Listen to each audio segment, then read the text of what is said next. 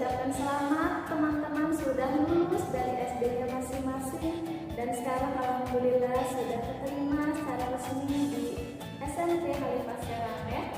Mungkin kemarin 1 minggu telah perkenalan dari segi lingkungan sekolah ya secara virtual, perkenalan dengan teman-teman juga dan perkenalan dengan Yanda dan Bunda Guru pastinya. Perkenalkan, mungkin ada yang belum kenal juga. Ini dengan Bunda Siti Imas Masito, bisa dipanggil dengan Bunda Imas ya. Bunda akan mengajarkan kepada teman-teman yaitu tentang ilmu pengetahuan alam atau IPA gitu. Mungkin sebelumnya teman-teman waktu di SD itu kan suka ya atau sering ada pelajaran tentang IPA gitu. Menurut teman-teman IPA itu mempelajari tentang apa sih? Ada yang sudah tahu apa belum?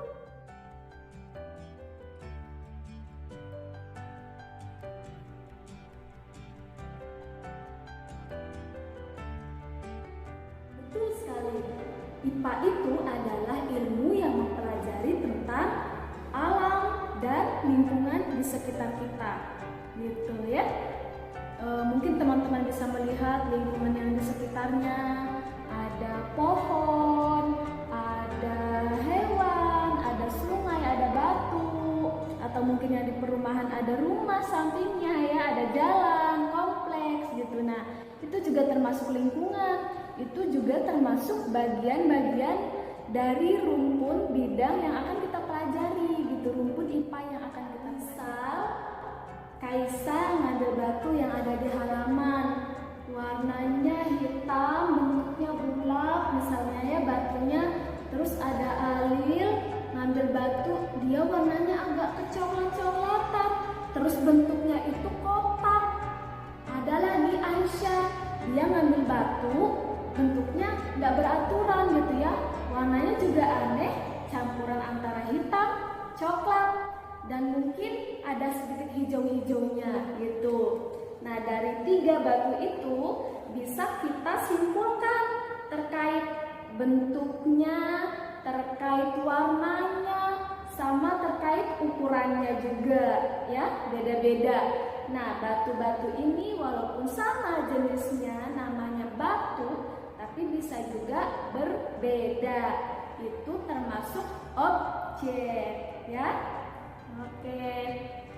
Selanjutnya di objek IPA dan pengukuran ini, Bunda sudah petakan yang akan dibahas adalah penyelidikan dalam IPA yang pertama, kedua pengukuran bagian dari IPA, yang ketiga besaran pokok dan besaran turunan, dan yang terakhir adalah awalan dan konversi satuan. Sekarang kita masuk ke dalam penyelidikan dalam IPA. Mungkin tadi sudah diberikan contoh ya terkait batu. Dari si batu-batu itu bisa kita simpulkan dan kita bisa menanyakan. Pertama, batu itu asalnya dari mana ya? Batu yang Alil ambil itu asalnya dari mana ya? Kok bisa warnanya berbeda? Kok bisa bentuknya berbeda? Batu ini fungsinya untuk apa ya? Nah, mungkin teman-teman banyak tuh di pikirannya menanyakan akan hal itu ya. Ini penyelidikan dalam IPA memerlukan beberapa step atau langkah-langkah yang nanti kemudian akan disebut dengan proses ilmiah gitu ya, secara saintifiknya. Pertama, teman-teman harus mengamati. Kedua, harus menanyakan. Ketiga, mengeksplorasi atau eksperimen. Keempat, mengasosiasi. Dan yang terakhir, baru bisa mengomunikasikan. Pertama, tentang mengamati. Mengamati itu sebenarnya seperti apa? Proses pengamatan bisa kita lakukan menggunakan panca indera. Ya, bisa kita lihat batu, kita lihat warnanya apa.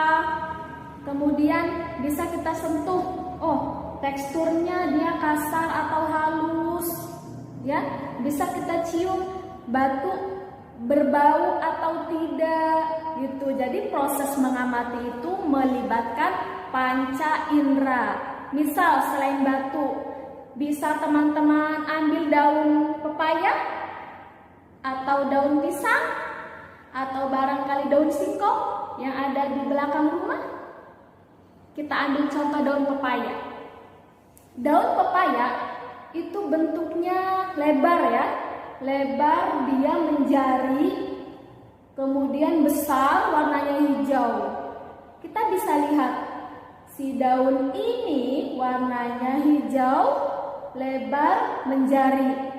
Kemudian yang satu yang ambil daun pisang, kita samakan. Bentuknya itu kok beda ya?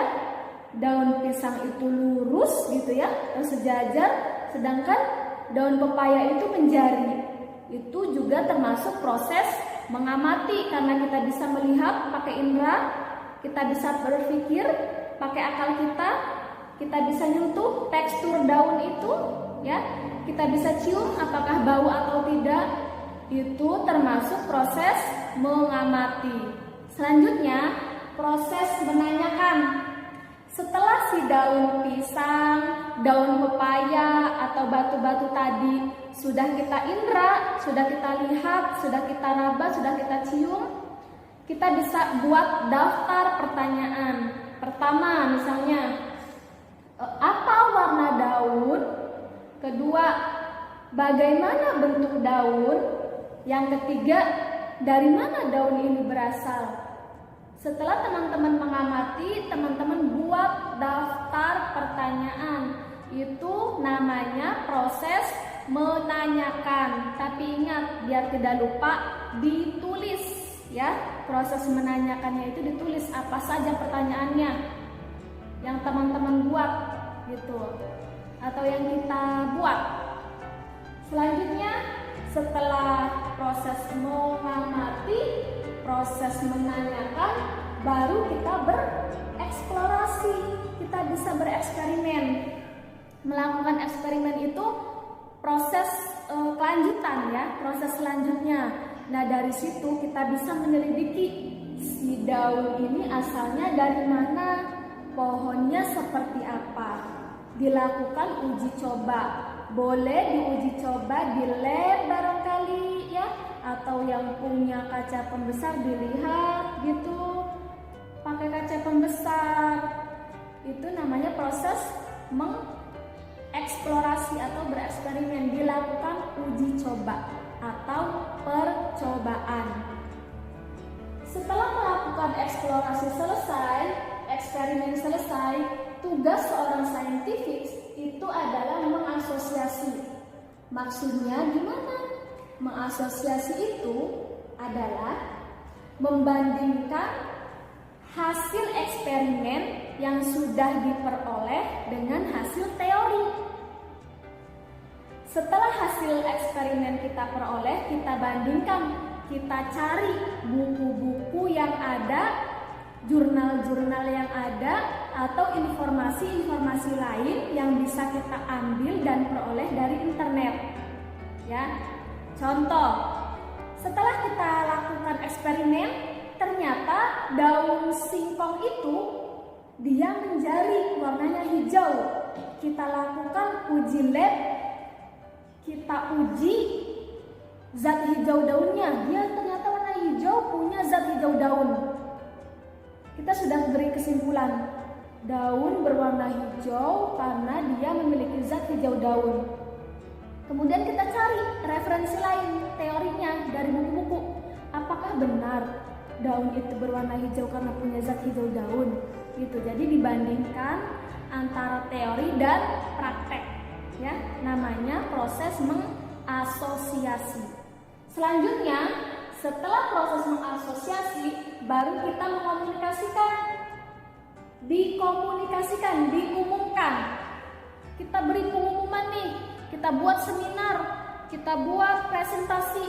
Misal kalau presentasi kecil itu contoh di kelas ya, atau di rumah. Kita umumkan kepada keluarga kita, tetangga kita.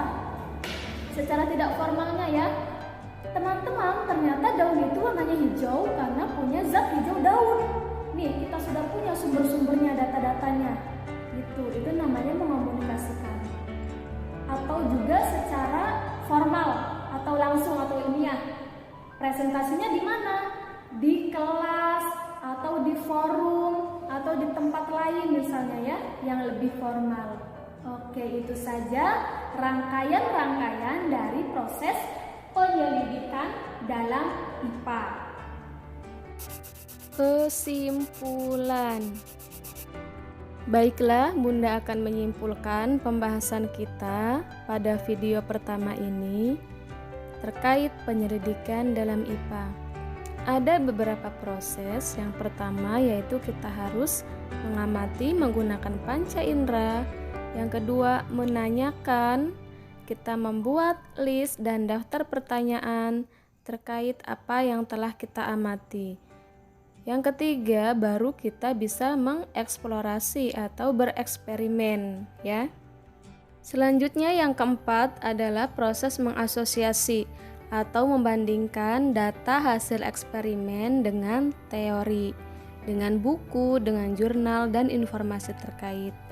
Terakhir, yang kelima adalah baru bisa mengomunikasikan lewat seminar, lewat presentasi di depan kelas dan sebagainya.